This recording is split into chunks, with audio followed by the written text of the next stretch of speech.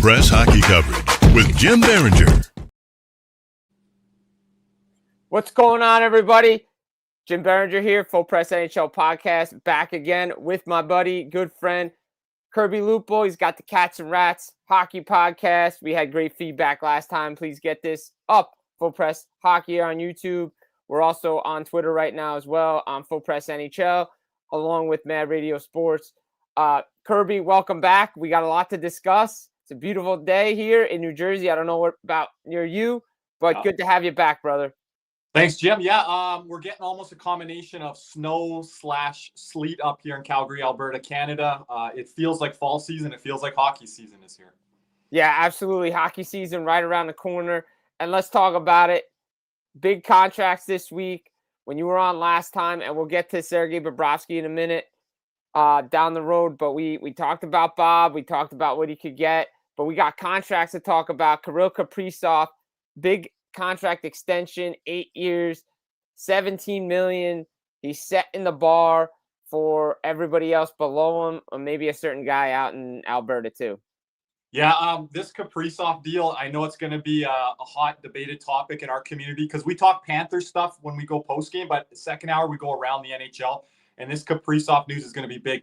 I'm not against it, but I'm going to stand on this. Like, Bill Guerin and the Minnesota Wild management came to him with that $16 million contract. So what? He's fighting over an extra $8 million at $17 million, like a week, 2 weeks later. When you come into that room now, Kaprizov is a guy, I believe he's never played 82 games. You got to come in this year, be healthy. You got to be able to produce. And you're taking a little bit of extra of that pie than some of these other teams are doing. I understand our situation in Florida, the no state income tax. Players want to play for a winning team, which always helps, Jim. But now I think the pressure really kind of comes in on Minnesota. I know they can't let him walk. They had to lock him in long term. I just didn't like the optics of it and some of the stuff, how it played out. No, I get it. And right, like they had to do it because I've spoke about this pretty much all summer on the various different programs that I've been on, mainly TSN during the summer, but I've talked about it here, did some videos for NHLrumors.com, wrote about it as well, also on my Substack. When you come out and negotiate, and I heard this phrase from David Pagno the fourth period, negotiation 101 says you don't come out and say you're going to give a player whatever he wants. Like that's just like any business class, you know that, right? However, if you look at it, and this is where there's a difference between blank check player around the league and blank check player to his team. He's a blank check player for the Minnesota Wild. Why? Because he's the best player they've ever had. They've only had one superstar, Gaborik or whatever. Right, but no disrespect to Gaborik, but Kirill Kaprizov is better than Gaborik, and I think Kirill Kaprizov is a bigger superstar than Gaborik ever was for that franchise. What did Gaborik do, though, when he left? That's got to be in the ownership's mind and stuff exactly. Like that. You didn't want to have the same situation that you had with Gaborik, where he went into the final year of his deal. You couldn't get an extension done, gets hurt, and walks in free agency. That couldn't happen with Kaprizov.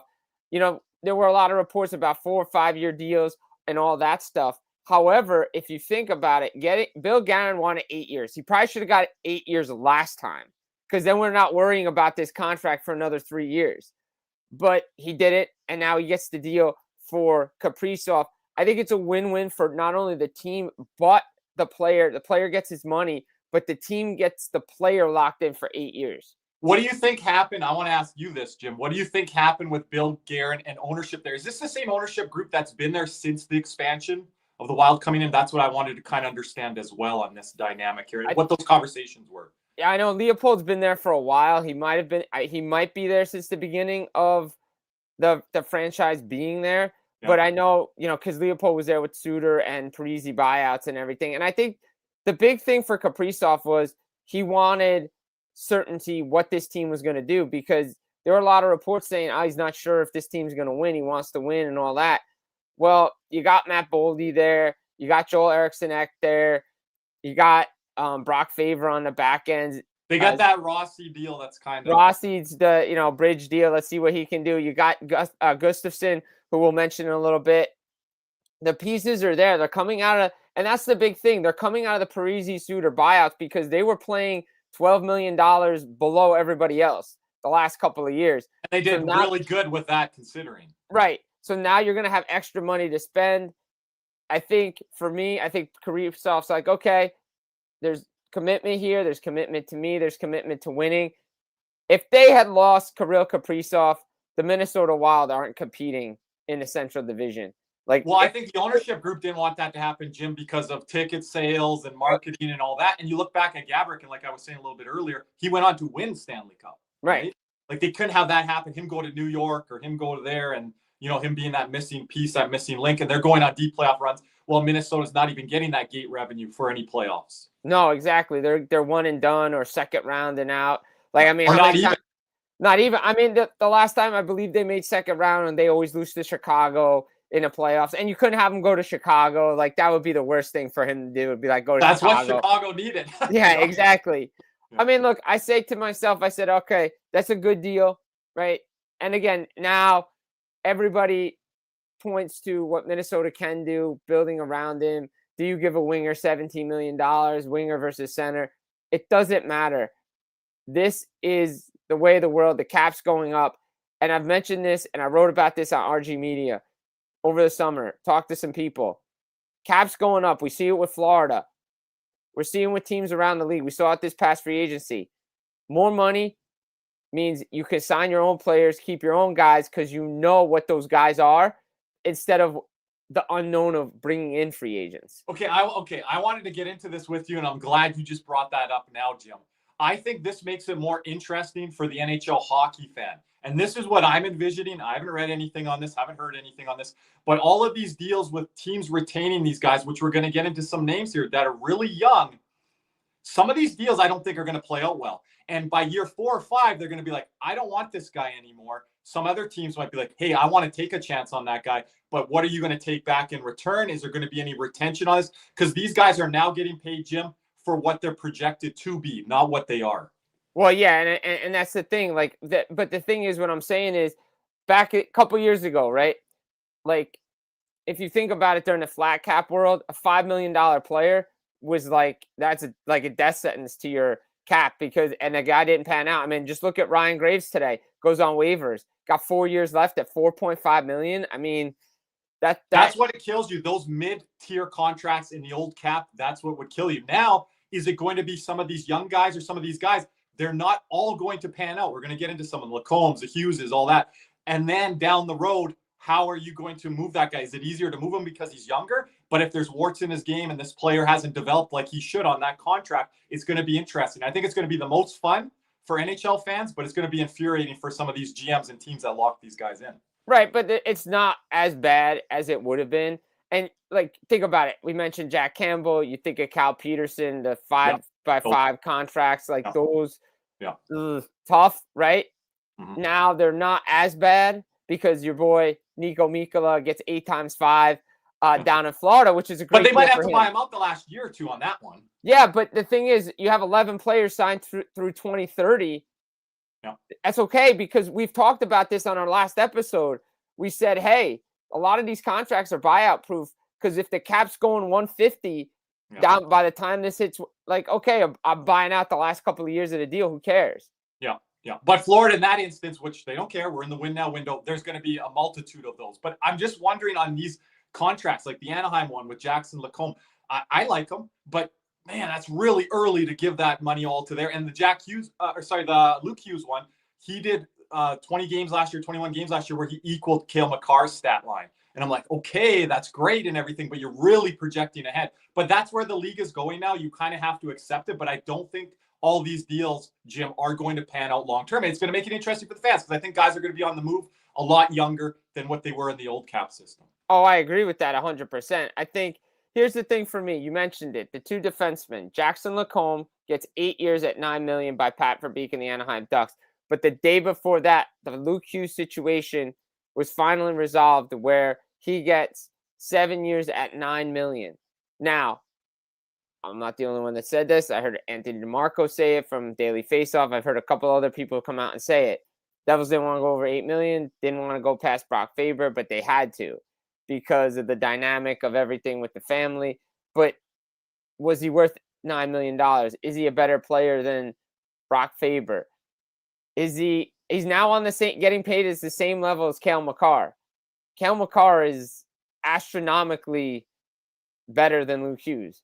And there was a reason why during the 2017 draft, I have people texted me, and Corey Schneider and Brian Boyle on their Devils podcast said it. The Devils had Cale Makar ranked 1. There were people in the scouting department that had him ranked 1. So there's a reason why people wanted him, and he falls to the Avalanche. Now, we know Cale Makar is going to get, what? Let's, just for fun, 15? Let's just say that. At least, yeah. At least, right? So now we're projecting, like you said, and we saw it in the past. Now, Jackson LaCombe has got the same amount AAV. Remember when Ryan Getzlaf and Corey Perry signed those deals? $9 million on the old cap. Like when the cap was like only like $45 million. Chris Pronger signed for $10 million, I heard the other day on TSN when he signed his deal. He was the $10 million player. Yeah, and everybody's like, what? $10 million? Like, look, I love Jackson LaCombe. I think he's going to project really well. And as I had with my other guest on from Locked On Ducks, Kyle Carr, I joked, Anaheim's a D factory. They like produce NHL defensemen around the league, not only with Anaheim, but Brandon Montour.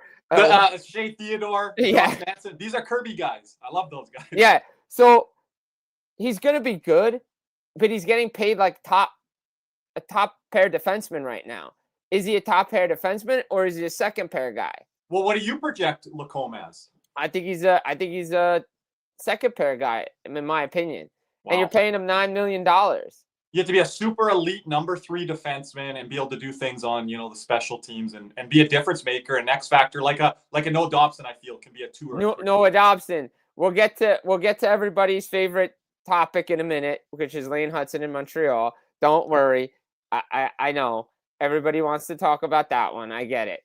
But Luke Hughes, right? 86 turnovers, 47 points, 41 points. I know he didn't. He probably would have hit over 50 points if he didn't miss the first 11 games last year. But again, if the Devils are projecting or planning a Hughes brother trio on New Jersey, that's what I was gonna say. This is like. What's Quinn going to get? He's going to get what if Vancouver after this season says, "Hey Quinn, we'll give you 8 times 15." Well, isn't Quinn Hughes's mandate? I need to see it. This is similar to what Jonathan Huberdeau did to the Florida Panthers a few years back when they weren't quite to what they were at that President's Trophy level. Let me see what you guys look like over the next 12 to 24 months here, and then I'll consider re-signing. Yeah, I mean, never got to that with Huberdeau as they said, "Hey, you're out the door for Matt." Right. Look, I think Quinn Hughes wants to play. You hear a lot of stuff out of Vancouver. He's focused on winning this season. It is a big year for them. Yeah. I wouldn't be shocked if they Canuck, like guys are projected to leave and then they sign 8-year extensions.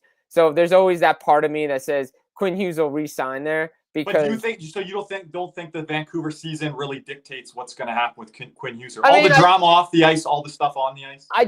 There's a part of me that does, because I think they got to let the season play out. And I think the family dynamic of the Hughes family is they're really tight-knit brothers there. But I don't believe that it's the be-all, end-all, because he's such a franchise-altering defenseman, right? When I talk about this, Dave Reed made a great point on NHL Network when they were talking about Lane Hutson a couple months ago during the season. What Quinn Hughes, Cale Makar can do is they can control the game from the back end while the other team has to back up, right? That's what they're getting paid. And Quinn Hughes is getting paid $7.875 million. His brother Luke is getting 9. His brother Jack's getting 8. Okay, Luke is a great defenseman. He's a good defenseman. He's not Quinn Hughes right now.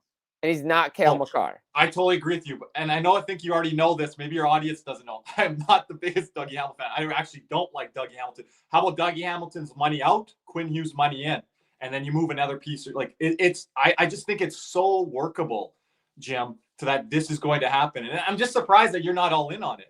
I'm not all in on it right now because the Devils' expectations when you talk with players on that team, especially Jack and Nico, and Jack has said this in multiple interviews. Quinn Hughes his brother's focused on Vancouver this season. He's focused on winning. He's the captain of this team, right? Captain. Yeah. And you're not winning a Quinn Hughes trade. That's why if you're saying money in, money out, also, this is the caveat. Dougie Hamilton has a 10-team no-trade clause.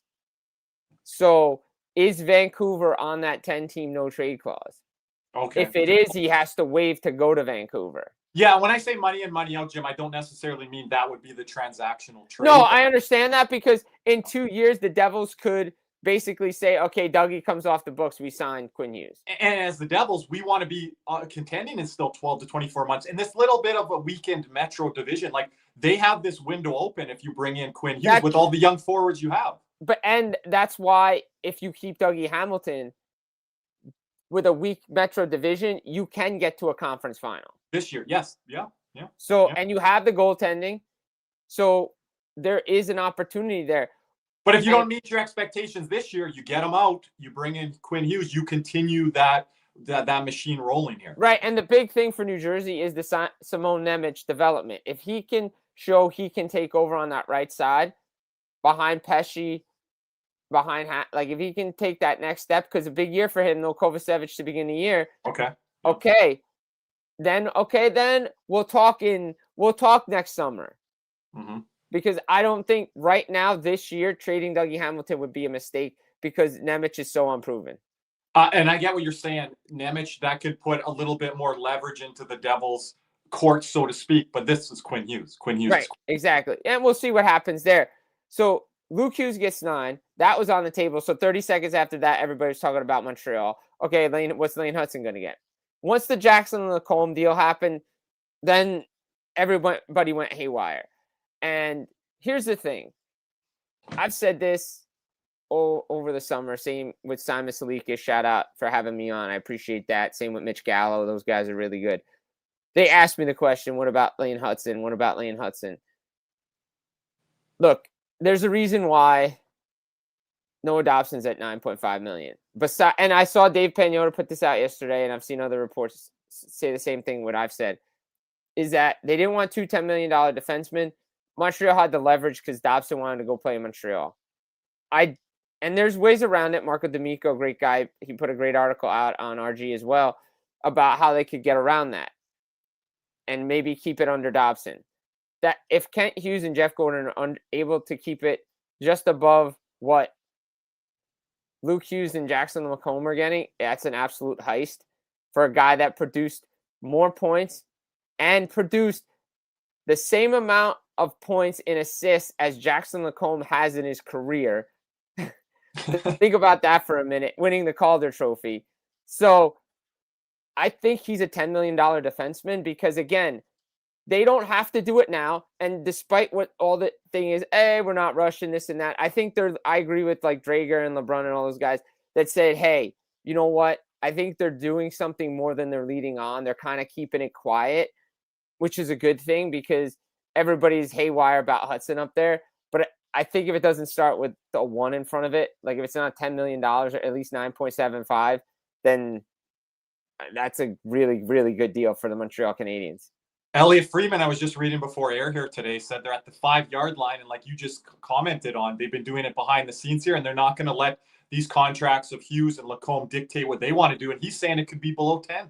I mean, if it's below 10, that's an absolute heist and a steal because, yeah, and I mentioned this in the summer too, Jeff Gordon and Kent Hughes love that salary structure, right? Look at the guys like Caulfield, Suzuki, Slavkovsky, Gooley, where all those guys came in. But now we're talking about a guy that's projected to possibly be like franchise defenseman. What he did win Calder trophies in that category of Quinn Hughes potentially with, and if we're going to pay on potential, if Cale Makar is saying, hey, I'm getting 15 and say Quinn Hughes is the second best defenseman in the NHL right now, he says he gets 13, 14. Well, why can't I get 10? If you're paying on potential, I think Lane Hutson fits this era of hockey. He fits that prototype versus all of these other guys that say, hey, I want to get paid early here. I think this is the perfect fit, and I think he's insulated, and I'm a big Noah Dobson guy. I know some people aren't. I love Noah Dobson, by the way. You do too? He's insulated by him. Reinbacher, you see what he becomes. Caden Gooley, I think he's the next Devon Taves, Gustav Forsling, upwards to potentially a Jacob Slavin level, which I put as the best defensive defenseman in the NHL. So you got all these guys within the Montreal pipeline. I remember Craig Button saying 2-3 years ago, Jim, wait till you see what the Montreal Canadiens are building in their prospect pool, namely the defense prospect pool. This is A++ caliber, and you're starting to see it play out now. Oh, absolutely, and I do see it playing out, right? I look at it as this: Hutson is going to be fantastic. They moved out Logan Mailloux to get a Zachary Bolduc. They have the assets now too. That's something Jeff Gordon and Kent Hughes have talked about. Now they're not afraid to have moved out Mailloux. How many teams could have done something like that?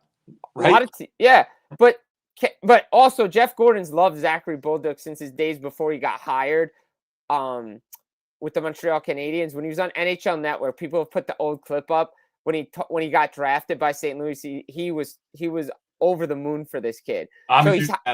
He's had his eye on that player for a while, and I think that's a great fit for him. But they were able to make that move, Jim, because of all the prospects in the cupboard on the back end there. Right, all the first-round draft picks, all the late-round draft picks. Now they have the assets, as they've said. We can mortgage some of the assets of the future to go win, because now we're into the window where they have to make the playoffs. They have to be a steady playoff team. And again, if you go back to Dobson's contract, 9.5, you look at what Hutson's projected to be, I don't see why it can't be 9.75, close to 10. And now, if he gets it under Dobson, that's a great deal for both.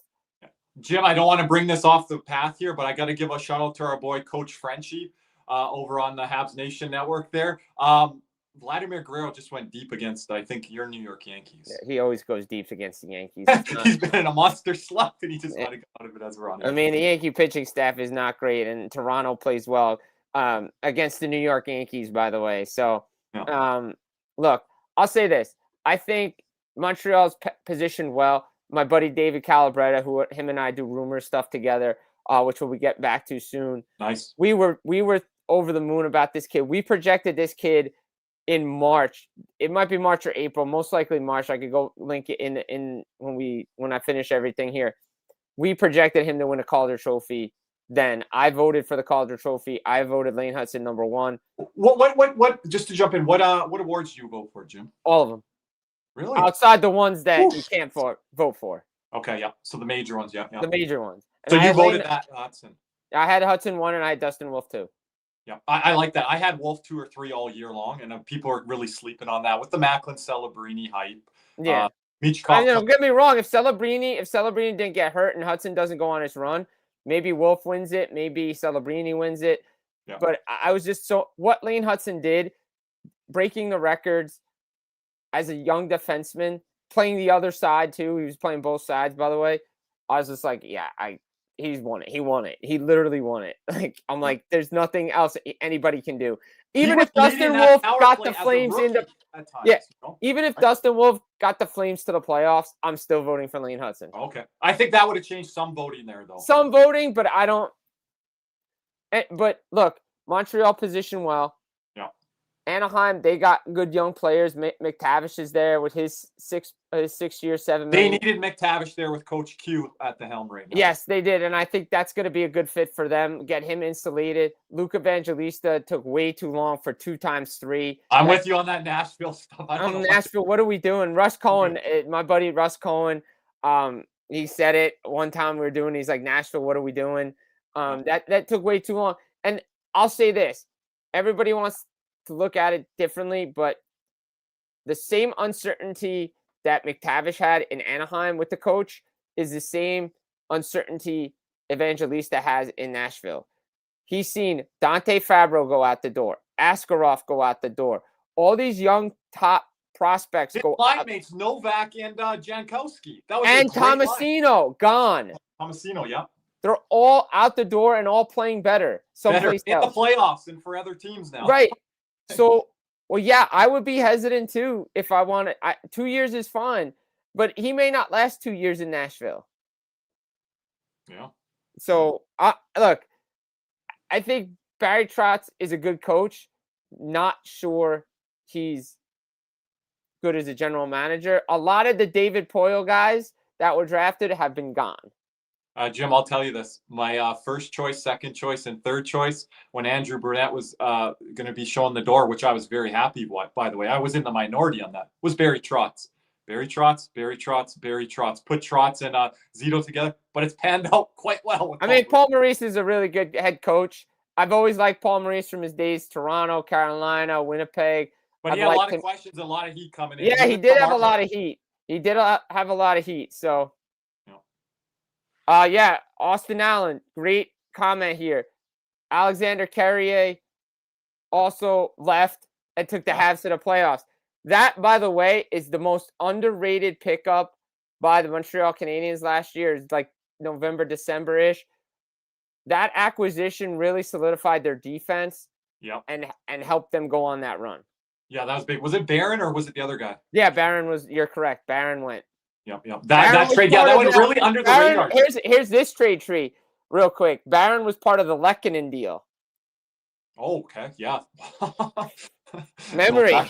My memory is really good. The link tree, yeah. You could do that for some teams, Jim, with these draft picks that turned into this player and that player. We had Boston Bruins guest on, Maddie from Bruins Bender, and all those draft picks that could have been for the Bruins that year when they had those 3 picks in the first round. Oh, right? God, don't get me started. Look, all I'll say this, me and Jimmy Murphy, Jimmy got me into this. He just started following me on X, by the way. Yeah, Jimmy, great guy, by the way. We talked about this. You can agree to disagree if you guys are draft experts, but I'll say this till I'm blue in the face and it's a hill I'll die on. 3 straight first-round draft picks outside of Jake DeBrusk, who's now in Vancouver. If you're a team and you're in the first round, try to trade one of your draft picks. Don't pick 3 in a row. Don't pick 3 times in the first round. Now, the Islanders will look to buck that trend because of Victor Eklund and Aitchison and the Schaefer deal that they got this year. Yep. But outside of that, New Jersey had 3 first-round draft picks one year. Boston did too. Boston will never, ever live down the 2015 NHL draft. No. What about, like, if you have 2 picks, maybe at the draft table, you really are high on a particular player, go up and get him or whatever and add that third, right? But don't maybe go in with 3. Don't go in with 3, no. Because you can use one of them to leverage to get the asset you need for your team. Or give your future first the following year or 2 years down the road for a guy that just fell to you in that draft and then add him. Right. Like I said, the one year that Cole Caulfield went to Montreal, the Devils still had that pick later on to take Shakir Mohammadulin. They could have used that pick to get Jack Hughes' buddy, and they didn't do it. Yeah. So that's a guy they could use right now. You want to talk about a team that could have used Quinn Hughes? Look no further than the Detroit Red Wings. Oh, well, there's a lot of rumblings about Quinn Hughes and the Detroit Red Wings. But I don't know if I see that happening until if Steve Yzerman ever was let go or left, that's when I would see it. I'm just not sure he would give Quinn Hughes what he was looking for. Yeah, I get you. Yeah. So all that change in general manager. Exactly. So we talked about the Ducks. We've talked about the Devils, Montreal, Nashville a little bit. We mentioned Minnesota off the top. I'm going to bring Minnesota back in here right now. Filip Gustavsson gets a 5-year, $6.8 million deal from the Minnesota Wild. Great deal, by the way. I think that 5 years is great for goaltenders. Anything more than that is really tough. I think a lot of people were wondering if it would have been 8 years, similar to what they saw in Nashville when they had Askarov or when Saros got that extension. You're like, oh boy, here we go. And by the way, Askarov was never a Barry Trotz guy. And people had told me that before the big announcement, and people in Nashville were like, no, it's not happening. I'm like, and then it happened. So yeah, look, it's a great deal because now we see a market. I know he's younger than Sergei Bobrovsky, but now we see $6.8 million on the table. We saw John Gibson get 6.4 years before. We talked about Bob a little bit on the last episode. What about Bob? By the way, if you haven't seen Entourage, it's a great Entourage episode. What about Bob? But we're talking about Sergei Bobrovsky. What about Bob? I always say that's the Bill Murray movie that I always remember. So I look at it this way. I could see him getting less than that on like a 5-year deal and be the 12th player through 2030. What do you think, Kirby? Yeah, obviously our fan base wants to hear on the Bob thing. Let me just hit on the Minnesota part and then like transition to Bob here.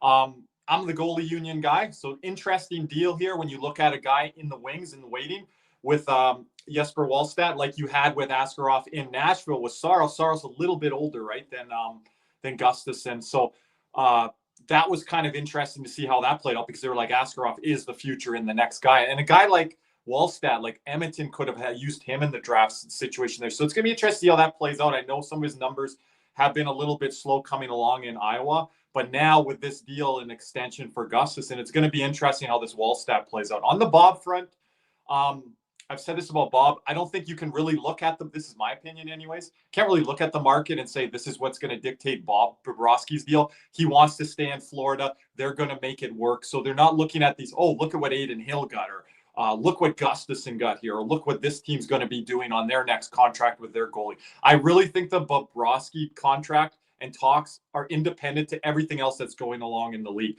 Could have been, like we mentioned, Conn Smythe winner, 2-time Vezina winner, plays his best hockey in the playoffs. His regular season stats and metrics aren't there when it comes to the regular season, year in, year out. But the Panthers don't care.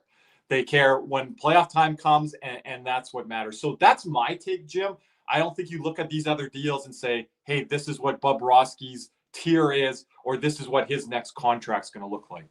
No, I agree with that. I'm just saying there's numbers out there now because Dostal is at $6.5 million on his deal. Much younger guy, right? But we also have seen guys like Ottinger and Swayman. Swayman held out last year. And I'm going to bring this back to Luke Hughes for a minute. I might write this up because this is actually an interesting topic. Was Luke Hughes this year's Jeremy Swayman? Remember, Swayman set the market for guys to come with his 8.25. Yes. The players union guys were really happy on that. Right. So Hughes now set the market at 9. Now everybody kind of falling in, right? So I think, especially for those guys, just to jump in, those guys that are 22 to like 24 years old, 25 maybe, as we're pushing it up so high now. Those guys for the market for Luke Hughes. Right, exactly. So, and I look at it like this. I say to myself, all right, what could Bob get? I think we were talking about maybe like 5 times 5.5, 6, I think, because I think it could be a 3-4 year deal. 3-4 year deal, right? Could it sneak into 7? Maybe. But again, you're saying on the AAV side. Yeah, on the AAV side. 3 times 7, 4 times 7. Okay. Yeah. Okay. I mean, look, you mentioned last time, is Daniil Tarasov going to be the man? Like the backup he is right now because he's playing. If he plays so good, he might not be the man. But if they want to keep him for another year, maybe they extend him for a year. They've got Kirill Gerasimiak in the minors, Cooper Black. They got some stuff brewing, but it's nothing like immediate right now. Right. So I say, okay, what are we going to do with him? So you look at Bob and you say, all right, he's a little older, but he's the best conditioned athlete on the Panthers. How do we go about keeping him? Do you want the Panthers, though, to put that much money back into the goalie, pie, even though it's Bobrovsky? You want to get it to that 6.5, 7 because you were already paying Spencer Knight 4.5 and you were paying Bob 10, which is almost 15 million for the goalies. I understand if you give them 7, but then your backup, you're going to think probably that's 2.5. So now you're really up to that $10 million number there. I know it's less than before, but still. Here's this. This is where you look at it. This is where you say to yourself, okay, I say to myself, you look at this playoff cap that's coming in, right? And don't forget the new LTIR rules. You look at what Vancouver's going through, right? You have Demko at his AAV. You have Lankinen at his AAV. I believe Demko's what, 5.5? I think so. And then what's Lankinen, 4.5? 4.5. So that's $9 million in goalies. So I saw somebody write this up. I believe it was James Myrtle and somebody out in Vancouver. What if the third guy only makes $775? Is he going to be a backup one night? Yeah. So it all depends on, and do you trust your guys too? So I think that's where I think Bill Zito, not to mention, guys want to win. He wants to win. So maybe there's an advantage there. Like we said, Mikkola took $5 million, right? You got to consider Bob too, the load management going forward. Right. Mikkola takes $5 million. He probably was going to get 6-7 on the open market if he hit. Mm-hmm. Yeah. Right. I've heard from the inside the organization. I was talking to someone yesterday. They're really looking to keep Bob around that 50 to 55 start this year. Right. Exactly. And they're already planning for that. Right, and they and a lot of teams I'm hearing now are saying we got to keep our goalie at least 50 games. Yeah. Yeah. So it's not that we don't trust in him, or it's not that he's a horse in Bobrovsky's situation. That's just where we want to manage it because the playoffs are more important than the regular season, and we're finding where we can be situated and seated. Right. So I say, okay, what are they going to do? So I say, okay, I think 6 is a reasonable number on a 4-year deal. Okay. Yeah. I've heard, 6 by 4, 6 by 3, whatever that deal. I would be pretty pleased with that. And then again, you're cutting that deal almost completely in half. And then you can figure out what you're doing behind that goaltending situation. I don't think the Panthers were in love with that $4.5 million deal. Spencer Knight, by the way, opening night coming up here Tuesday night. Spencer Knight's return to South Florida. Revenge game. Love that deal. They kind of got squeezed by about $1 million, $1.5 million there. Maybe the Ottinger deal, maybe fear of an offer sheet, whatever it was at the time. I agree here. By the way, great comments coming in by everybody who's been tuning in on YouTube. Bob's a future Hall of Fame goaltender, perhaps signs a team friendly. Look, I agree. I've watched him win 2 Stanley Cups, been there for both. The Game 7 in 2024, he bounced back from 3 awful games and just played lights out. They sent him home, Jim, and said, take time away. And right. He hates to leave the ring. So right. A little mental refresh. Here's the thing I've noticed with this, too, with Bobrovsky. Days before, he doesn't practice. Morning of, he practiced. That's what he did during the final.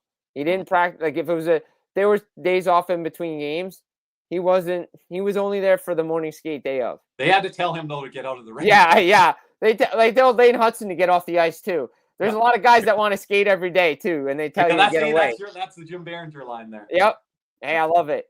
I like multi-purpose athletes, but I love that passion for the game. Right. A great comment right here. Our guy Z or Zed. However you guys want me to say, what's up? American. That's our boy, Kevin. Yep. Bob needs low management. 50 starts would be perfect. I agree. I think if you get Hellebuck to 50 starts, Devils want Markstrom 50 starts. Like, if you can get guys at 50 starts, huge. Yep. So I think 4 times 6 would be a good number for Bob if we're looking at it. I would like that 3-4 year. I know what they're doing with Brad Marchand. You're like, oh, what was it, 5 years? Yeah. I'm like, you're like, oh, why is that not 3 or 4, right? But that's just what Bill Zito's doing. That's kind of keeping the players there by bringing that term down a bit. Bringing the AV down, but that term goes up. So it might be an extra year or 2 that people don't like looking at that Bob deal, but look at all the other deals that Zito's doing.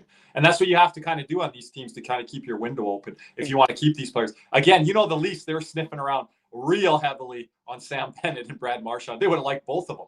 Well, a lot of players, I think Detroit was looking at Aaron Ekblad. They were looking at Bennett. They were looking at Brad Marchand. Like, all the guys that stayed with their teams, Detroit was looking at, especially Ekblad. And that's why Anaheim's paying LaCombe. They haven't been able to get guys over the last 2 summers because these guys have gone elsewhere or retained with their team. They were looking at Stamkos. Right. They were looking at, like, all the guys. Funny, Yzerman and Verbeek looking at Stamkos, they were there when he was there in Tampa. There you go. Both of them. Yep. Right. And what do you think about that Stolarz deal, by the way, in Toronto? I'm not a Stolarz guy at all, Jim, but that's a pretty good contract. I thought that number was going to look like a 6. I talked with Zach Phillips from Leafs Nation. I'm like, Zach, this was a couple weeks ago. I'm like, don't you think that deal's going to be with a 6 in front? He's like, I'm a little worried that it could be. So I think Toronto, Brad Treliving, who does get his detractors from time to time, I think he did a really good job there, and he's done a good job building the back end in Toronto. With the goaltending, we'll see what happens with Joseph Wall. I'm a Wall believer. We'll see what happens there with the player assistance program. And bringing in a guy like Craig Berube, who, again, I said on your show last week, I think he's one of the top head coaches in the NHL right now. So they've done a good job there. I know the Amazon show is throwing the Leafs through the ringer again, but you got to get on some of those soft forwards and some of those guys that are your big core pieces there. But I like what they're doing on the back end, and even though I'm not a big Stolarz guy, I like what they're doing in net and with those contracts. Well, we know our boy's on that team, so we like that guy. That's right. Oh yeah, Matthew Knies. Matthew Knies, that's our guy. Suspended? Cody's like, Kirby, Knies threw that elbow there. Yeah, well, he's just got to keep his play under control. And one more goalie question for you, because I'm not sure if you're a big Markstrom guy. But I am from you're back. a big Markstrom guy. Okay, I just want to add really quickly before you ask me. Huge Markstrom guy. Loved him with the Sweden national program. Watched him so closely with the World Juniors. I'm like, Florida has to get this guy. And when we got him in the second round early, I was so elated. a fun story on that. The Detroit Red Wings scout, Elias Anderson, I don't know if I'm butchering his name, Anderson. I know his last name's Anderson. He was so high on Markstrom, and the Detroit room vetoed him on drafting Markstrom. And this is a guy that brought in, the Zetterbergs and Datsyuks, all these guys in Europe. And he threw a fit in that draft room. I don't know if he broke stuff. They ended up getting Thomas McCollum, American goaltender. I don't even think he ended up playing a game in the NHL. If he did, it was only a couple. And so I was a huge fan of Markstrom when the Panthers drafted him. Just didn't pan out because we didn't put a team in front of him. No, and the big thing for me is with Markstrom, the Devils are looking to get an extension done with him, right? Again, we'll see. Remember, Calgary's eating 31.25% of his deal. So the Devils are getting him for a bargain right now. The number, they're going to have all the cap on this one. I think it'll probably be like a 5. It's similar to Bob, maybe like a $5 million, $5.5 million deal. No, I know Bobrovsky current state better than anyone, but you know more about Jacob Markstrom, and tell my audience and my community that's here. Worried about the age at all? How are you worried there? Because with Bob, I'm not worried about. He's our best fit player. His preparation is still above everyone else in today's game. Are you worried about that with Markstrom at all? I'm not worried about it. I think, to me, if you look at it, you say to yourself, he's their number one. There's a reason why they went to go get him from Calgary. There's a reason why they give up assets to get him, like a Kevin Ball, right? Who was going to be. I liked him as a number 5 type guy. Right. 5'6". So they've been eyeing Markstrom. I was on that one for a while, and people told me don't get off that one, despite what all the people were saying about Olmark and all these guys. All right, now he's got to stay healthy, but when he's in the net, he's the Devils' best goaltender right now. Jake Allen's a perfect backup for him. Those two guys work so well off of each other. The issue is having 2 35-year-old plus goaltenders as your tandem moving forward, because the contract that Allen got is a little long, in my opinion. I don't mind the AAV. It's just a little long. And we've seen what they did with Curtis McDermott. They just traded him for Zach McEwen because of cap reasons. You almost wonder if Allen might be that way too down the line, because you got Nico Dawes there right now. What's going to happen with him? They got the young Russian goaltender in New Jersey as well that's not ready yet, who's at BU. They have some guys coming up, but you're in your win now window in New Jersey. What are you? Are you a Stanley Cup contender? Are you Stanley Cup final team? You better be better than a second round team. You better be better than a second round team this year. You better be better than one and done in the first round this year. And I'll say this. Producer Drew out there is picking the Devils in Colorado. I'm like, what is this, 2000, 2001? But people are still picking your Devils, Jim.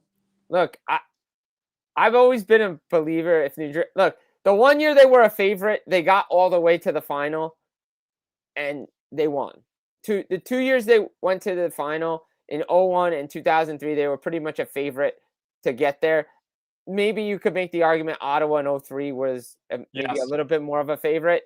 Yeah. In 2001, they were the clear-cut favorite in the Eastern Conference, the way they dominated everybody. They had to go 7 with the Leafs, but the only reason it went 7 is because Ty Domi decided to hit Scott Niedermayer, and Scott Stevens woke up, and the series was over. And that was it. But they fell to Colorado in the final. It was a great final, probably one of the best finals I ever watched. I was actually rooting for the Devils a bit there, wasn't I? I thought they were going to win that one in 6. They should have, but they didn't. It's okay. Yeah. But you have that team, where that team went, and Matt Laughlin said this best on another show that I do. That team lost 97 second round. They didn't. The core of the team wins the Stanley Cup 95, doesn't make it 96, loses second round, loses first round, gets to the playoffs in 2000. Sorry about Panthers fans. They take them out in 4 games. And it all started because they won the last game in overtime because they were on this slump.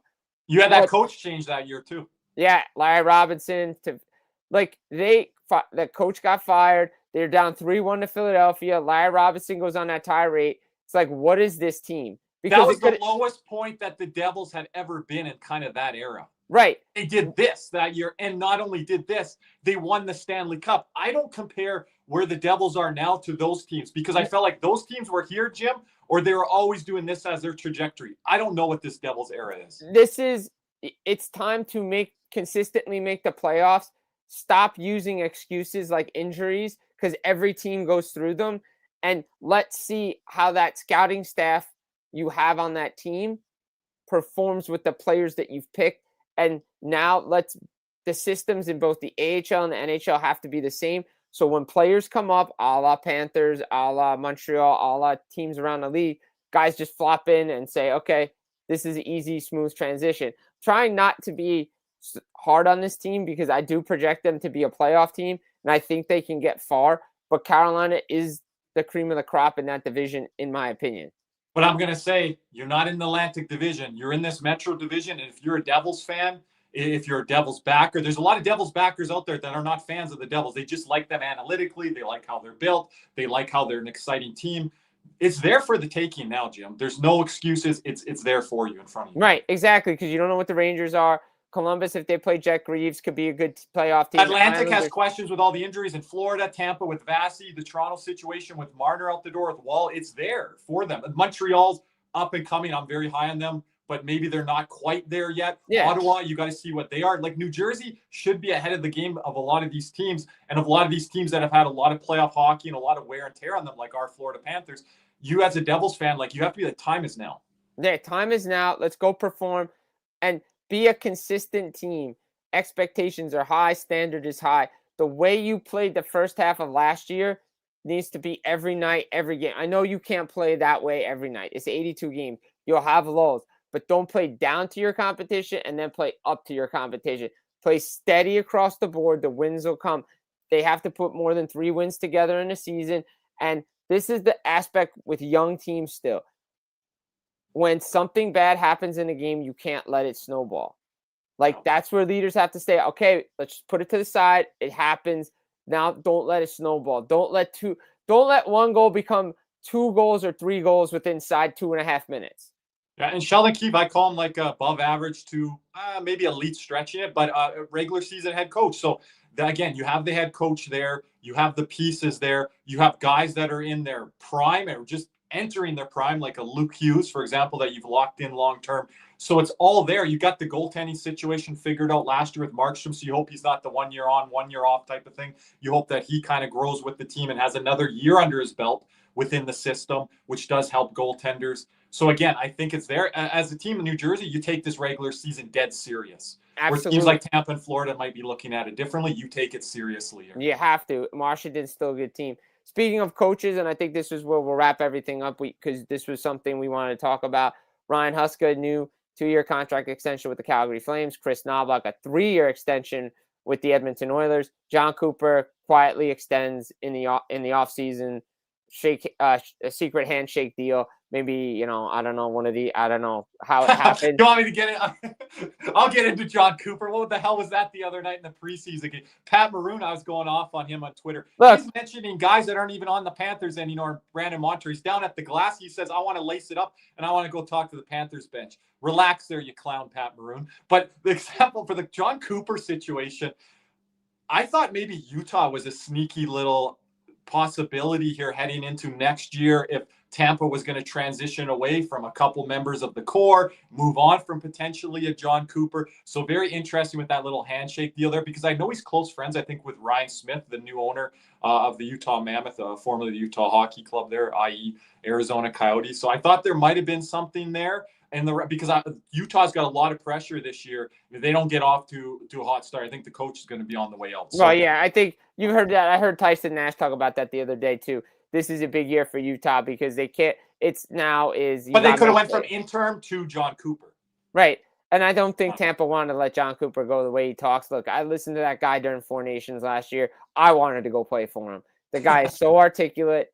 He makes everything sound so good. And when he said it's the fastest hockey he's ever seen, he was right. I watched every game of Four Nation. It was the fastest hockey I've ever seen play. And you're giving John Cooper too much credit with me on air here. But yeah, no, I give him I don't like the man, but I respect what he's done. Yo, Ryan is the man. I hope that Utah makes the play. I think everybody tells me Utah sleeper team in the Central Division this year.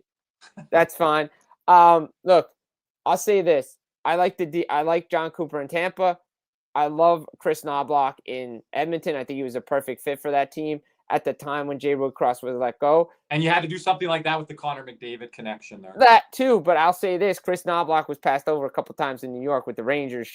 He should be there right now with the Wolfpack. Right, he was really good with that team. You take a team now back-to-back Stanley Cup final. Is that what they're still called, the Wolfpack? I don't. Yes, that is correct. And then Ryan Huska, I'm a big Ryan Huska guy. You heard me talk about it on RP show. That team's it may not be the most talented team in the world, but they're not going to be outworked by anybody. Similar to like Florida. Perfect blend, and I live in Calgary. I know him a little bit, or of him, I should say. He's a perfect blend of like pushing the guys, but being a player's coach. Right, but you've seen the transformation in Kadri. Huberdeau's better now.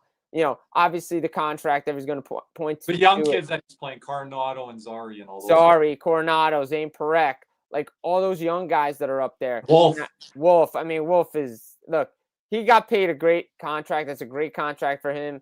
Franchise goalie. Could it turn it the other way? I don't think so, but I don't think it will. I like Huska, Knobloch. I think all these are great extensions for these coaches. Yep. Great extensions where Calgary was at. And then, where Edmonton's in right now, they want to keep things stabilized with the Connor McDavid contract on the horizon here. Yeah, well, we'll see what happens with McDavid. Like, real quick, I think McDavid, we'll see what happens. Like, a lot of rumors floating around. It could happen Monday because well, somebody put out a tweet, said, well, the Hall of Fame room was originally booked. I was supposed to have it. Somebody was supposed to have an event there. Said it got moved to Tuesday because it was being used Monday. So everybody's speculating that maybe it's a McDavid deal. But real quick, I want to ask you this one. Yeah. We talked about Kaprizov off the top. I want to wrap it up this way. You look at guys like Kempe. You look at guys like Kyle Connor, Jack Eichel. Those next guys down. With Kaprizov setting the market at $17 million, that gives them, okay, we're negotiating now. Like a guy like Kempe in LA, right? There were reports from Dave Pagnotta and Dennis Bernstein of the fourth period. Dennis Bernstein is their beat writer for that outlet. Said originally maybe 10 and a half. Now Kempe saying, hey, wait a minute, Kaprizov 17, 11 for me? Ooh, wow. I don't know a lot on the Kempe stuff, and I'm a big Kempe fan. But yeah, that number, I was going to mention Jack Eichel's got to send a gift basket to Kirill Kaprizov, because I remember people mentioning right off the top, that name is going to be very affected by this Kaprizov deal. And now what does Eichel get? But Stanley Cup champion, center. He does everything. We talk about Alexander Barkov, what he does for us. Leafs fans talk about what Austin Matthews is transitioning to more of a 200-foot game over the last year or two. That's Jack Eichel. And you could talk about Kempe on that. Look at Kempe's numbers last year in the playoffs. Over a point per game against the Edmonton Oilers. Huge factor in that series. Should have won that series, too. They should have won that series. And if they win that series, how are the Kings looked at right now? I don't believe in Jim Hiller. But how are the Kings looked at now if they win that series with that failed zone entry clear? How's Adrian Kempe looked at from that series he had, and what would he continue to build on from there? So it's one of those what ifs, but I think that is a guy that you build around. That is a regular season horse. It's a playoff performer for you. But that's interesting when you mentioned that number, Jim, for a guy like Adrian Kempe. Well, I mean, because if Kempe's going to say Kempe gets 11, what's Kyle Connor going to get in Winnipeg? Because now you're talking about like the Leon Draisaitl territory. And I know this is in the old deals, but the Alexander Barkov. Remember when Nate McKinnon, RIP, Johnny Gaudreau, Sean Monahan, which I'm not a big fan of, Alexander Barkov, they were all taking 6.5, I think. Yeah, what's it? McKinnon's at 12.6, 12.5, 12.6 now. Yeah. Austin Matthews passed him. Draisaitl passed him. Eichel's going to probably get 13.5, 14 from Vegas. Draisaitl's a bit more now, yeah. Rantanen's at 12. And which Rantanen, look at his numbers. Marner's at 12. So yeah, it's going to be. Are they going to say Marner's a bargain deal now? I can't stand Mitch Marner, but are they going to say look at that as a bargain? I'll say this. I'll agree with this point out real quick, because when I'm trying to set something with Craig Button, because I really like what he had perspective on this, comparing him to Brett Hall, and not in the sense that he's going to put the numbers up like Brett Hall, but there was a lot of talk about Brett Hall can't win with Brett Hall. Brett Hall goes to a team like Dallas, has the pieces there, was an integral part of their 99 Cup win, goes to Detroit, wins another Cup. Yeah, guy's a winner. I wonder if that happens with Marner. I'm not going to bet the farm on that. I'm not saying don't bet the farm on it, but I'm saying will Toronto and everybody up there regret pushing out another player? That's an interesting kind of comparison that used to Brett Hull there. I'll throw another one out here in a second. But Brett Hull, the ultimate goal scorer, Mitch Marner, the ultimate playmaker and regular season player, I will add. I'd have to go through Brett Hull's numbers to see what they were. But me growing up, I always remember the Steve Yzerman one being thrown out there. And what the change was there when Scotty Bowman came into Detroit and said, you're not going off for these 130. You look at Yzerman's points totals in the 80s and 90s. You're not doing these 130, 140-point seasons. He brought him all the way down, I think, into the 90s, Jim. And we're talking in the 90s there prior to kind of parts of the dead puck era, but really brought that point totals down from those high-scoring 80s teams of the Red Wings and then making Steve Yzerman into the ultimate captain. I don't see Mitch Marner's story turning out at all like Steve Yzerman, but you never know, I guess. Yeah, we'll see what happens. So, guys, this has been Full Press NHL Podcast here. Special Saturday afternoon show while your college football's on. You got some MLB playoff. The season's right around the corner. October 7th, Florida Panthers, Chicago Blackhawks. Yours truly will be in the house that night to cover the game. Z, thanks so much. Appreciate it. Appreciate everybody watching.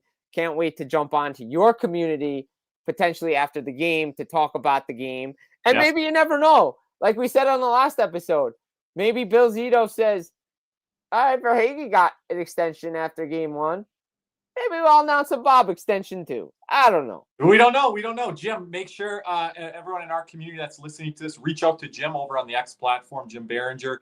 Say hi to him at the rink or whatever. So community's starting to grow here. We're not only covering the Florida Panthers over on the Cats and Rats podcast side on the YouTube channel. We're also doing Around the NHL. NHL After Darks return next Saturday, our debut show. So we'll go all around the NHL, talk about some of the stuff we talked about here, Jim, and some of the other stuff that'll break over the next week. Yeah, I'm looking forward to seeing Big C's down in FLA when I'm down there. Tell me you got to come on the debut with us. So yeah, absolutely. But guys, Kirby Lupul, Cats and Rats podcast. Check those guys out. Great show. Been on their show many times. Full Press NHL Podcast here. Please subscribe to the channel. Always like, comment. We love the comments. We love the feedback. We love just getting into discussions. You agree with us? You disagree with us? It doesn't matter. Tell me if you disagree. I got my takes, and I know I don't like some of the players that you guys. Yeah, so it doesn't matter. But we got big things lined up this year. Kirby's gonna be back a lot. I'm gonna have David Calabretta back. We're going around. Ton of stuff this year. Please stay tuned to the channel. Again, Full Press Hockey up on YouTube. Jim Biringer on Twitter. Kirby's on Twitter as well. Follow him. What's your handle? Yeah, KJ_Loops. That's LUPS over on the Twitter X platform. So, guys, again, Full Press NHL Podcast. Replays will be seen all day on YouTube, Twitter, Facebook. Go check it out. Jim Biringer, Kirby Lupul. Guys, we hope you enjoy your 2025-2026 NHL season, and we'll be back again real soon.